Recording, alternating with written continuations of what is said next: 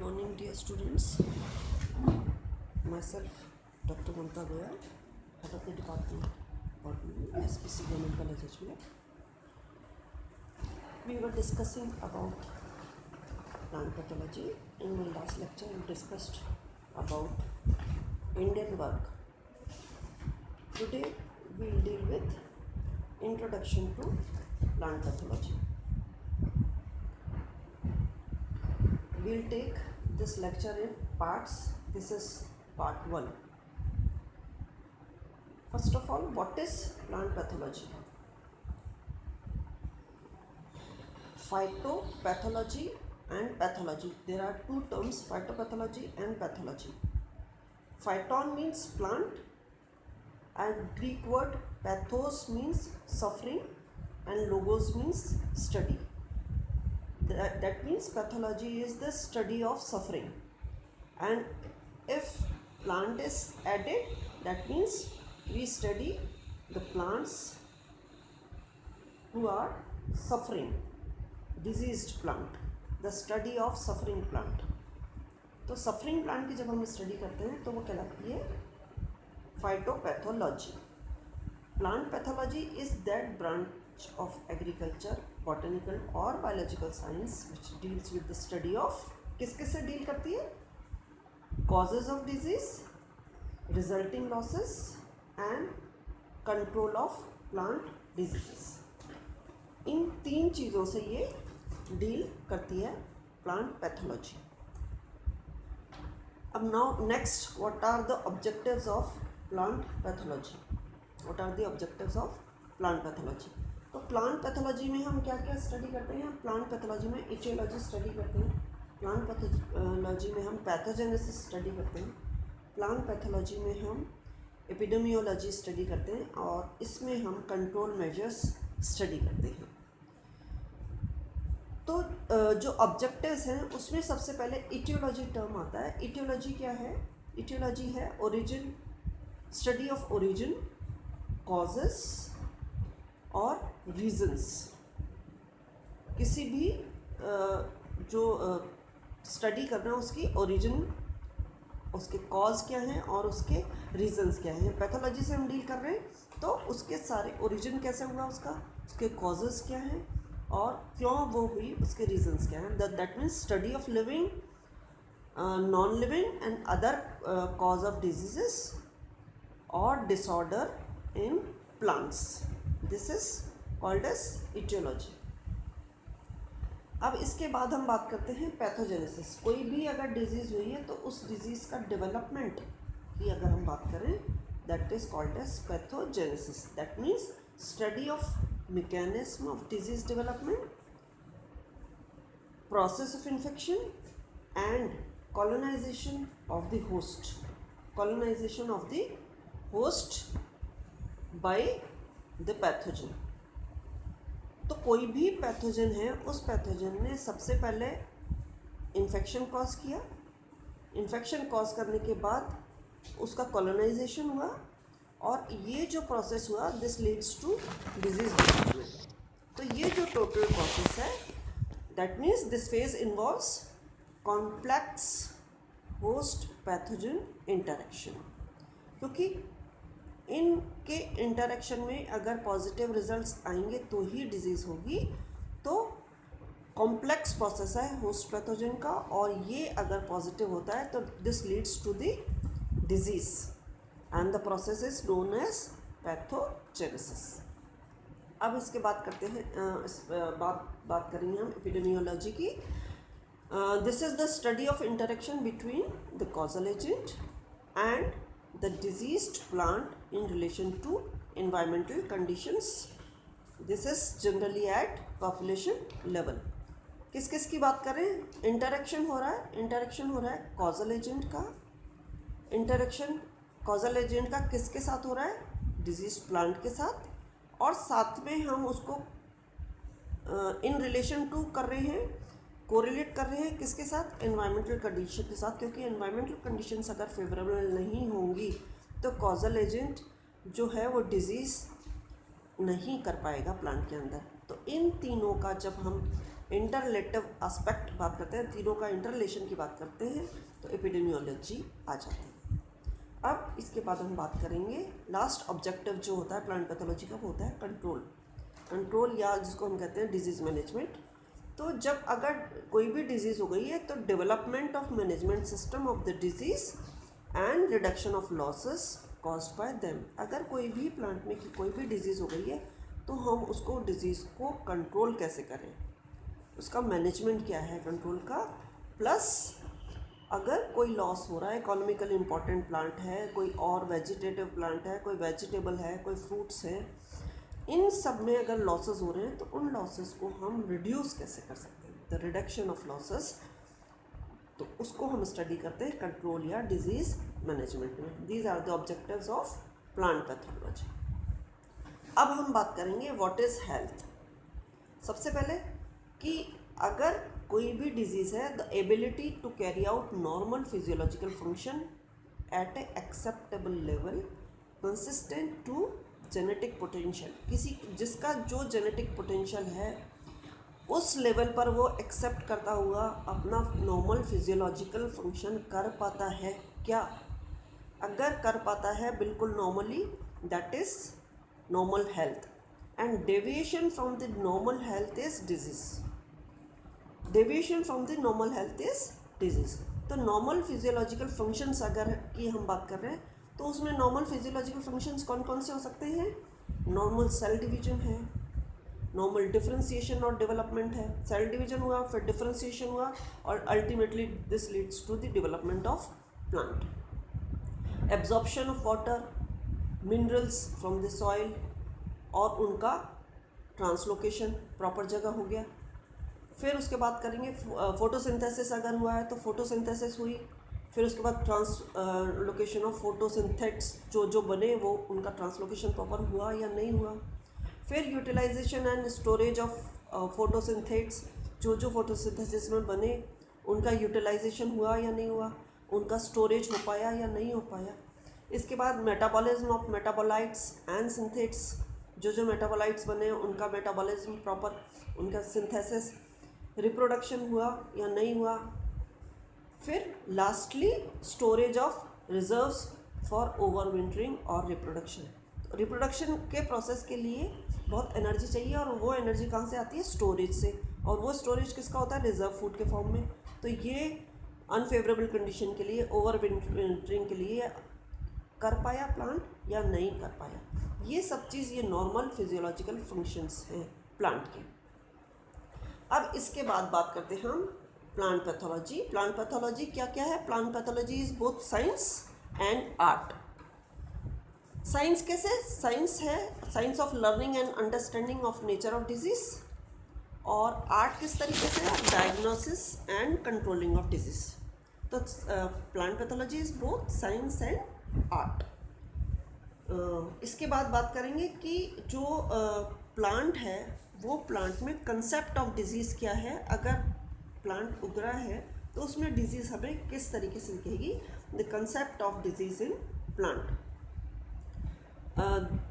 The plant is healthy और normal when it can carry out its physiological function to its best of its genetic potential. हम already इसकी बात कर चुके हैं, उस किसी भी प्लांट की जो जेनेटिक पोटेंशियल है वो उस जेनेटिक पोटेंशियल के हिसाब से अपने फिजियोलॉजिकल फंक्शन बेस्ट कर पाता है, तो वो नॉर्मल है, तो वो हेल्दी है, और उससे कोई भी डेविएशन हो रहा है तो डिजीज़ कहलाता है, उससे जो भी डेविएशन हो रहा है वो डिजीज़ कहलाता है। तो the kind of cells and tissues that become affected determine the type of physiological function that will be।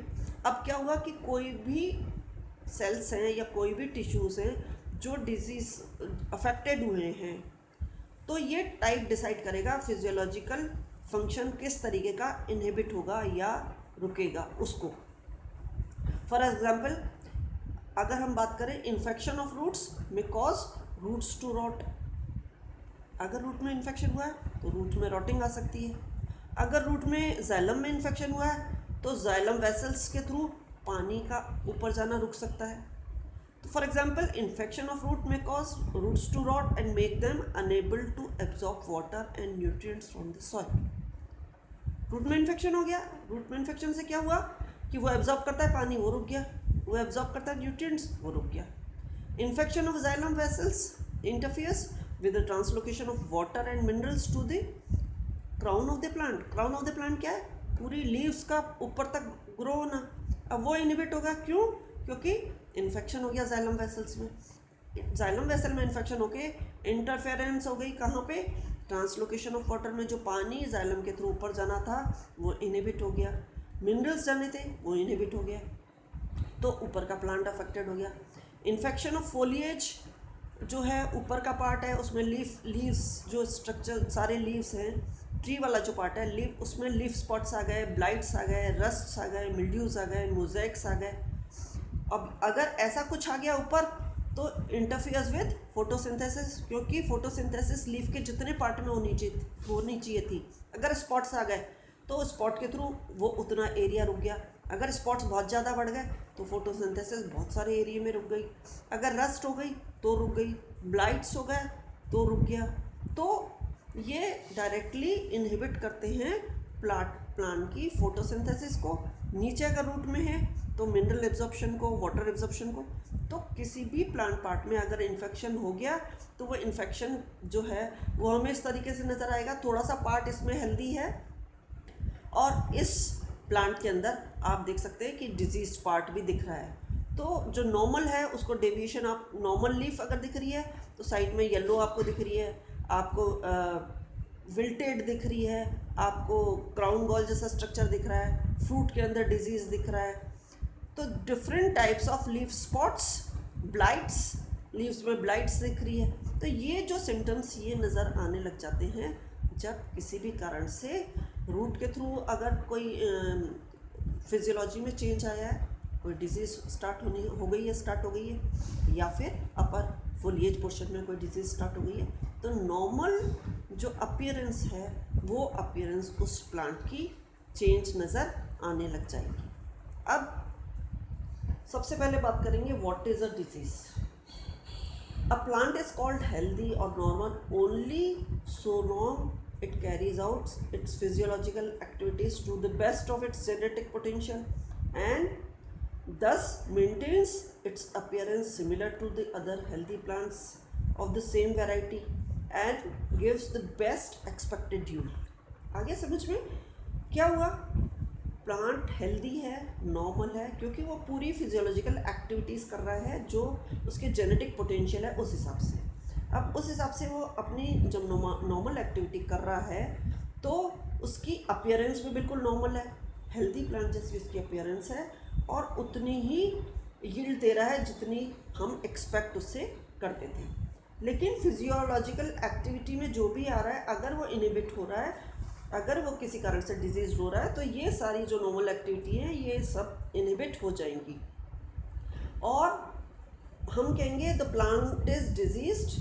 तो डिजीज़ का मतलब क्या होता है? कंटिन्यूस मालफंक्शन उसके अंदर अगर हो रहा है, कंटिन्यूस मालफंक्शन इन प्लांट्स। अब कंटिन्यूस मालफंक्शन से हमारा क्या मतलब है? दो शब्द हैं इसमें, कंटिन्यूस और मालफंक्शन। कंटिन्यूस इम्प्लाइज मतलब disease in plants is progressive और डायनेमिक्स, उसके अंदर बराबर चल रही है, बढ़ती जा रही है, तो वो कंटिन्यूस है। और मालफंक्शन इसका मतलब रेगुलर उसकी अपीयरेंस नहीं है, इरेगुलर उसकी अपीयरेंस हो गई, डिजीज़ उसकी फंक्शनिंग हो गई, फंक्शनिंग उसकी नॉर्मल नहीं है, इरेगुलर फंक्शनिंग हो गई, तो माल फंक्शनिंग हो गई। तो फंक्शनिंग जो है वो नॉर्मल नहीं है और कंटिन्यूस का मतलब उसमें डिजीज़ जो है वो डायनेमिक है। अब इसको हम चेंज कर सकते हैं कि इंजरी से अगर हम इसको कंपेयर करें तो इंजरी अगर है तो वो तो हार्मफुल तो है इंजरी, लेकिन वो उसका वाइटल, उसका इम्पेयर्स हो जाता है, उसकी रिपेयर्स हो जाती है वाइटल फंक्शंस में, और ये जो है ये टेम्परेरी है। जो इंजरी होती है वो टेम्परेरी होती है क्योंकि वो थोड़े टाइम बाद वापस कवर हो जाती है, लेकिन जो डिजीज़ होती है वो बढ़ती जा रही है, प्रोग्रेसिव है। This is the difference. अब यहाँ हम देख रहे हैं स्टैकमैन और हेरर ने उसकी जो डिज़ीज़ की डेफिनेशन दी है, वो डिज़ीज़ की डेफिनेशन ये दी है कि disease a physiological disorder or structural abnormality that is deleterious to the plant or its part or product that reduces the economic value of the plant. उसकी इकोनॉमिक वैल्यू भी reduce हो गई, उसका product reduce हो गया. Example है wilt, potato blight, loose smut of wheat, Karnal bunt of wheat. हम सबके ये सब पढ़े हुए हैं प्रीवियस की क्लासेस में कि पोटैटो ब्लाइट होती है, लूज स्मट ऑफ वीट होता है. ये जो है डायरेक्टली उसके प्रोड्यूस पे इफेक्ट डाल रहा है. प्लांट हुआ, प्लांट में अगर वेजिटेटिव पोर्शन में कोई डिजीज़ हो रही है, लीफी पोर्शन में कोई डिजीज़ हो रही है, तो थोड़ा सा कम माना जाता है. लेकिन अगर उसका फ्रूट पार्ट जो कि उसका आउटकम है, उसका ग्रेन जो कि उसका आउटकम है, अगर उसमें इन्फेक्शन होकर लास्ट में पता लग रहा है कि डिजीज़ है, तो उसका लॉस बहुत ज़्यादा इकोनॉमिक लॉस माना जाता है. क्योंकि पोस्ट हार्वेस्ट हो गया. हार्वेस्ट के टाइम पे आपको पता लग रहा है कि जब आपने ग्रेन निकाला तो ग्रेन निकलने की जगह उसमें पाउडर निकला. तो ये जो लॉस है, this is the maximum loss post harvest के टाइम पे पता चल रहा है. और हम कुछ डिजीज़ की डेफिनेशन और ले लेते हैं डिजीज़ को समझने के लिए. The process in which a pathogen interferes with one or more essential plant cell functions. ठीक है. और मार्शल वार्ड ने जो इसकी डेफिनेशन दी है, the disease represents a condition in which function of the plant are not properly discharged. Disease is a harmful deviation from normal functioning of physiological process. Already हम देख चुके. हॉर्सफॉल एंड डायमंड ने इसकी डेफिनेशन दी है. Disease can be defined as a physiological disorder or structure abnormality that is deleterious or harmful to the plant or its part or product that reduces its economic value. हॉर्सफॉल की definition हम already ले चुके हैं. अभी ये disease can be defined as the result of interaction between host pathogen and environment.